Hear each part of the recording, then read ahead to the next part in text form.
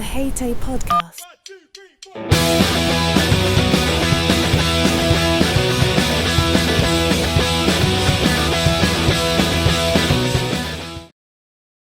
Hello and welcome back to the H.A.T.A.E podcast, back once again for series 3. Today I'm joined with Mary Rando of Mary Rando Coaching. How are you, Mary?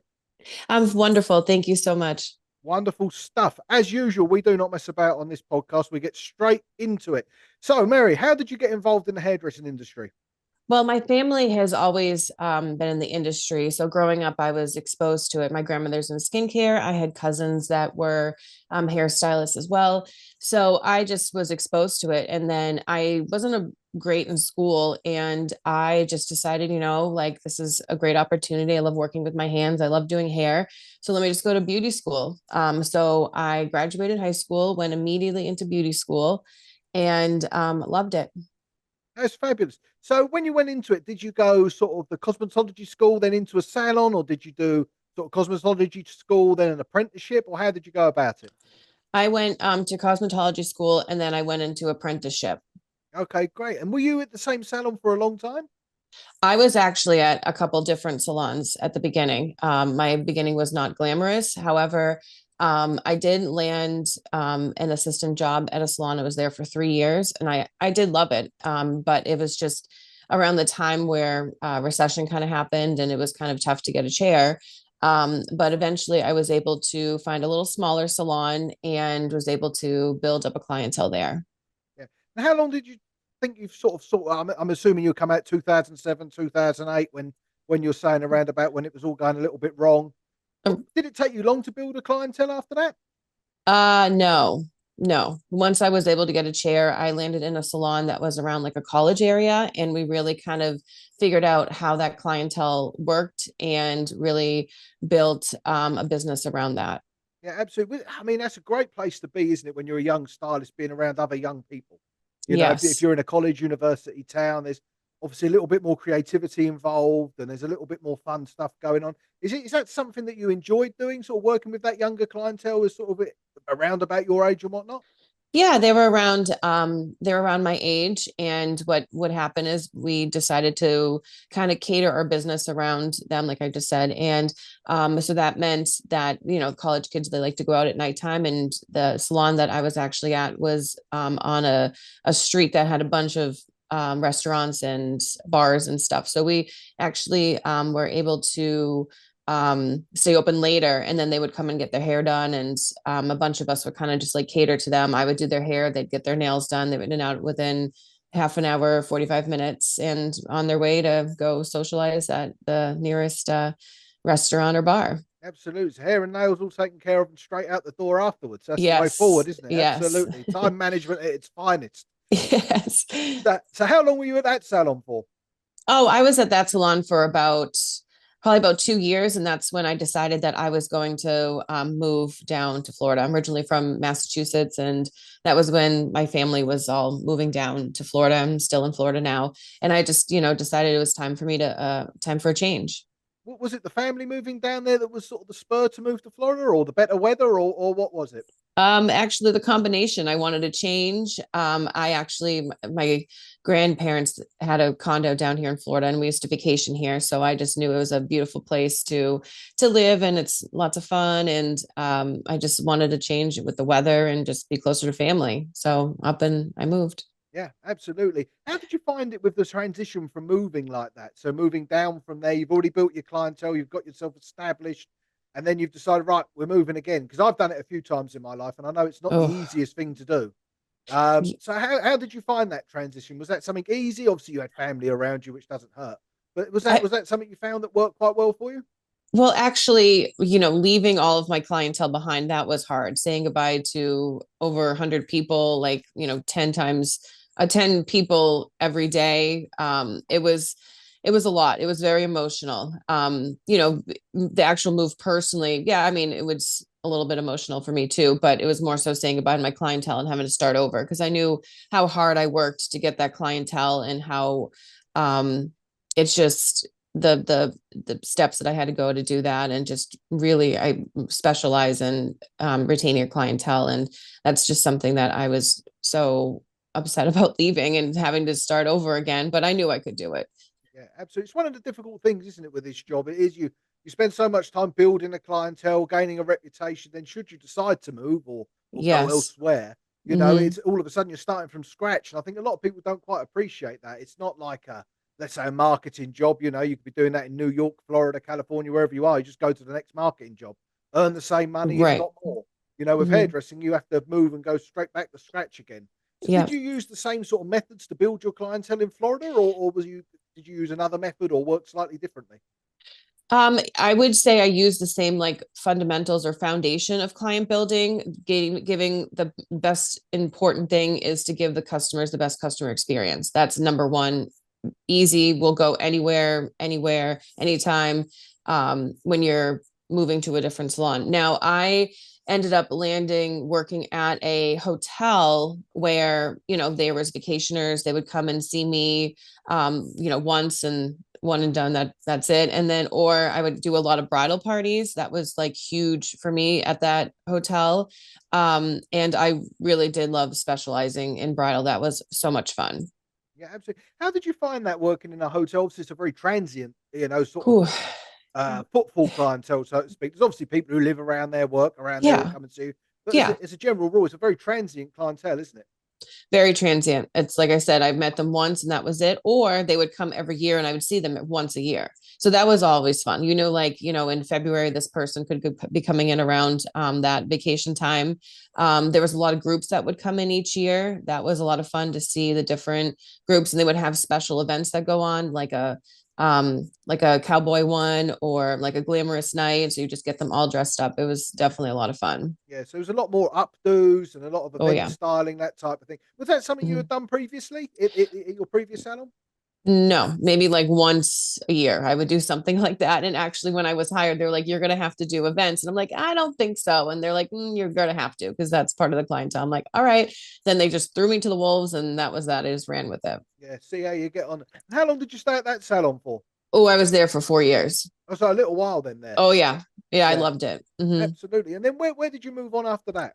Oh, well, then I went independent. It was time in my career. I always like to do some changing up. And I was just like, you know what? I'm kind of just staying the same and I want to kind of challenge myself a little bit more. So I just decided there was actually, it's the current salon I'm still at now. The owner opened it up and it's just a small little booth renting salon. There's three of us, 800 square feet. And she just opened it up when I was kind of deciding that I wanted to move on and maybe go independent.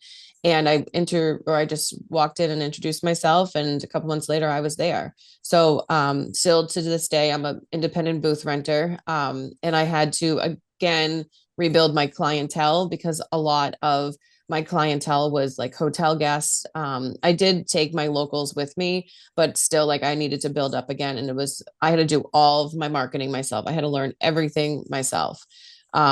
Still, I was giving them the great customer experience. So between the marketing and great customer experience, I built up real fast. Yeah, absolutely. Do you find, I mean, down in Florida, I mean, for the people internationally might not know, there's the snowbirds of Florida. So these are people who are sensible enough to avoid the 18 inches of snow that we've got outside here at the moment Yes. over the winter months. So they'll go down from the north of America, they'll go down into Florida and the southern states, Arizona, etc. How have you Yes. found that with your clientele? Do you find that a lot of your clientele are snowbirds, or do you find there's sort of a good mix about the regulars who are living there permanently and those that are just coming in for when it's a bit colder up here? Yeah, I would say ever since COVID, it's more of I would say it's a little bit less than 50% of year rounders that are my clientele. COVID, everyone moved to Florida. And so that just was a huge spike. And, I was very fortunate to work during COVID and was never starving during COVID. Everyone came down because they knew my area in particular was opened and people were working and we were allowed to. Yeah. Um, yeah. So the clientele, it is seasonally, and that's another thing that you have to consider when you are in a seasonal area. When you have seasonal clients, you have to make sure that you keep in touch with them over their time when they go back home, because like every year it's like they could decide to go somewhere else. So just keep in touch with them, or if you guys didn't connect, then that would be a way for them to not come back to you in the fall when they do. Yeah, absolutely. It's important to keep in mind when it's like that, isn't it? You Hmm. know, it's to keep in vision, you know, of the clients and whatnot, and keep in contact, like you say. I mean, what methods would you say were the best that helped you there, sort of build your clientele once again when you moved into the self-employment, and sort of maintain that clientele, like you say, is when you're dealing with clients who are only there half the year, if that. Hmm. Yeah, well, I definitely started a referral program. That's like number one. Um, I would hand, I would make up cards, and either there was a card where I would give my existing client it, and it would have a different verbiage from the next one I'll tell you about. The one that I would give a client that would come into my chair, it would say, "Hey, like, please give this to one of your friends. You both will get 20% off your next purchase." Or I would just have on hand some cards. Like if I went to any local business that I felt like my clients would hang out at, like gyms, coffee shops, restaurants, spas, nail salons, all that stuff, I would just hand it to the providers and saying, like, hand these out if you can, or any of the employees at any of the other businesses. I'd say, hey, can you hand this out? And either they can get 20% off, or vice versa. So yeah, that was like a huge thing for me. And then when they would come in, the customer service was just 110%. That's something that is like a must in this industry, is making sure you give them the best customer experience. And it's like, if you walk into a business and between when you walk in until you leave, like, how do you feel about that? And that's something that I really cater to my clients. Of when they leave, they're like, wow, that was amazing experience. Absolutely. What to you is the best customer experience, and what sort of points would you say is what you offer that makes it the best experience that you believe possible for your clients? I really connect with them. I am able to spark up a conversation with any of them, and really just understand the clientele that I'm working with. I ask them like basic questions about, they have kids, they're married, where they're from, because that's a huge thing from where my location is. It's like, oh, where's everyone from? And everyone has such a wonderful story. And, some of them have grandkids. I have nieces and nephews, so we always talk about that, but I really focus on solely like my client that is in my chair, nothing around me. I have, a stylist that sits right next to me, and I could be next to her all day long and not even hear anything that she's talking about, because I'm solely focused on them and providing the best service for them. And never mind, like, obviously doing good hair for them, but it's also the fact that, making sure that they're taken care of, they're pampered and whatnot. Yeah, absolutely. I mean, that's important to realize, isn't it? Is that it is just those little things, like you say, paying attention to their life, what they've been up to, who their kids are. Right. I mean, often I've said, I've been terrible with names over my career, and Yes. I could tell them absolutely everything, where they've been on holiday, what they've been up to, what the kids have been up to. Their name, Right. forget it. But the important bit is that I know you remember those little bits about them, what they've been up to, what they've Right. talked to you about the last time. Because I Yep. think just those little tiny bits, those little bits of attention, Oh yeah, really do absolutely. make the difference, don't they? Yeah, and I would write down, especially at the beginning when I was getting a lot of clients at once. I would write down in like my booking system just a few notes about them. But most of the time I do remember, but just to have it on hand if there's extra something, I was like, oh yeah, I could totally talk to her about that next time, like a specific trip that she's going on, or a specific event she went to, anything like that, just to kind of, and they, like, you can just tell, like, when you ask them, you can see in their facial expressions, like, wow, she really was listening. Yeah. No, absolutely. I think it's important. I think those communication skills are Yes. so really important, but are getting forgotten. Hmm. I feel sort of through the industry, through younger generations, sort of as a whole, that Right. you see. And it's something that I feel that, yeah, people need to be helped out about. Now, you've sort of gone on a bit of a career evolution, haven't you, as such? Now, you've launched Mary Rando Coaching. What was the idea Yes. behind that? So, I did not have a great glamorous start. Like I was saying, I assisted for way too long. And don't get me wrong, I loved doing it, but it was just time for me to move on. And just, I really had to fight for my education and to get a chair. I took an extreme amount of advanced education myself. I had some really good mentors. The hairstylists that I worked with, they were amazing. And still to this day, I talk to them. And actually, when I was assisting, I just really loved that mentorship with them. So I decided, I've always loved education. So anytime there was a new stylist that was coming in, even at the schools, I'd love to go visit them, and just chat with them, like back to my old beauty school and whatnot. And I would, talk to the students there. And I just loved educating. And, I really want to help anyone that's coming into the industry and let them know that they're not alone and that they can talk to someone regardless of like whatever the situation is. If it's like client building, any business related, some formulation, any technical skills, I'm there for them. And that's what I hope I'm going to be able to, help other new hairstylists with in the future. Yeah, I think it's a brilliant idea because there's so many stylists now, as we've said before when we've chatted privately. So many stylists now go from cosmetology school, they go from Mm-hmm. college, no matter wherever you are in the world, and they're straight into booth rental, straight into self-employment. Yes. And Yes. a lot of the time they're lacking in the skills to start with, but it Right. also isolates them. So you've got a lack of skills, and you're on a desert island. So is having someone like yourself there in order to help them, Right. and sort of point them in the right direction. I was always Mm-hmm. lucky. My parents were hairdressers. Yeah. They were both in the industry for 50 years. Yes. So Wonderful. there wasn't a lot that I couldn't ask and find out about. And if they didn't know, I was fortunate enough to be active with various organisations, and there'd be someone there who could help me out as well. But it's such a wonderful idea that you can then help those young people. It's something that we're quite passionate about in hairdressing advice, tips, and education. Is that thing of community and helping each other push along. Yes. It's so important, especially with the question of building clientels now. It's up. Right. It's one of the questions that get asked the most. How do I build a clientele? And Yes. it's a big subject because I feel the way that hairdressing has gone, it's with the root smudges, root stretches, whatever you Mm. want to call them this week. It's all these services we've done is actually limiting the time that our clients come into our chair. Yes. And what you're offering there is something that can really help people sort of grow their clientele. Right. Yes, exactly. Yeah, it's a real sticking point in the industry, I think, with that. Now, so are you specialising in any particular area with your coaching, or are you going to be offering a broad sort of spectrum of what you're going to give to people? Definitely client building and giving clients a great customer experience. That's the top one. And then I probably am going to be dabbling in some bridal. That's like my little other baby that I want to really nurture, because it was something that I really enjoyed doing. And I feel like there is a good opportunity for other hairstylists to get involved with that, especially if they're limited in their schedule. Bridal was really only 2, 3 days for me a week. And those 2, 3 days, I could easily make up a good amount for working 4 days a week in the salon. So definitely for people that have limited schedules, that would be something to think about for them in the future, is to No, get into bridal between contract writing and networking and actually gaining a bridal clientele. yeah, absolutely. And where can people find out more about your coaching and everything else you're offering there, Mary? Yeah, they can visit my website at maryrandocoaching.com.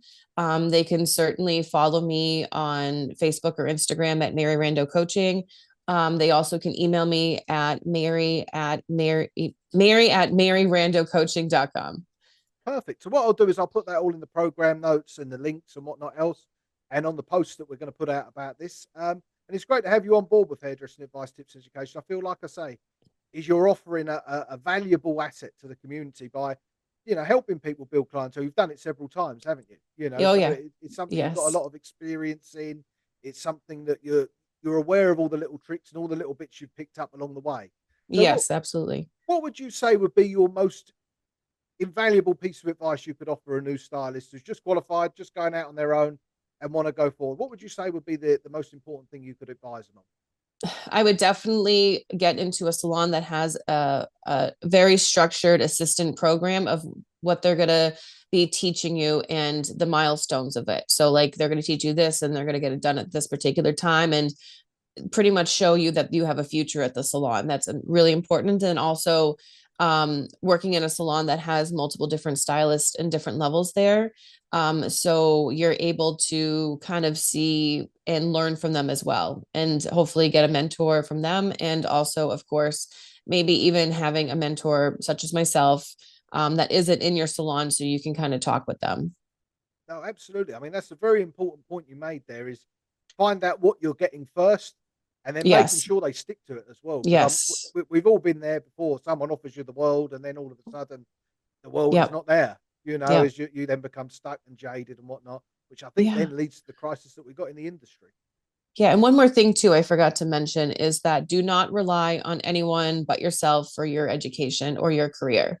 So even though the salon is offering you XYZ education, any education that you can find to be able to take hands on in particular, take it. Don't rely on the salon. This is your career. You're able to do whatever you need to do to um, build up your skills. Yeah, absolutely. I think that's something else that's very important for people to be aware of is that it is your responsibility at the end of the day. I know there's a lot of, oh, the salon didn't do this, the salon didn't do that. Yes. You could have left after the first time it happened. You could have put Right. yourself out, especially at the moment. There's so much education and information around. Is it with YouTube, for instance, Yes. all free. Yep. That you can find that group communities like ours, hairdressing advice, tips, and education. There's Yes. there's so much you can find out on there because there's people from all levels of all experiences. Yes. You Yeah, know, your so group is amazing. I really enjoy being in it and actually being a part of it now. yeah, And it's great for these new hairstylists to get some advice there. And if it's like formulation or whatnot, it's always great to, get advice and then actually do it. And that goes for watching YouTube videos. You can watch YouTube videos, they're absolutely amazing. I wish they were around when I was building or when I was starting out, because that is just a next level of like really wish that was there when I was starting out, but you got to make sure you do it. Don't just watch. You got to do it at the same time. yeah, It's completely absolutely. different. That's it. It's a wonderful thing. It's the old cliche, isn't it? A little bit of knowledge is a very dangerous thing, Right. but it's there to help, isn't it? Right. That's the thing. If it can help you out. Well, it's fantastically having you on today anyway, Mary. So what we're going to Yeah. do, we're going to put all those links of communication for you, get in touch with you, your website, your coaching, and look out for Mary in the community as well. She's going to be helping out, answering your questions on all things, mainly building clientele, but all sorts of other things as well. So don't worry about it. It's okay for them to get in touch with you via the group as well. Yeah, absolutely. You're more than welcome to direct message me on Facebook if you are more comfortable doing that. Splendid. Well, thank you very much for coming on today, Mary. It's been a delight having you. Yes, thank you so much for having me. No trouble at all. Thank you very much. Okay.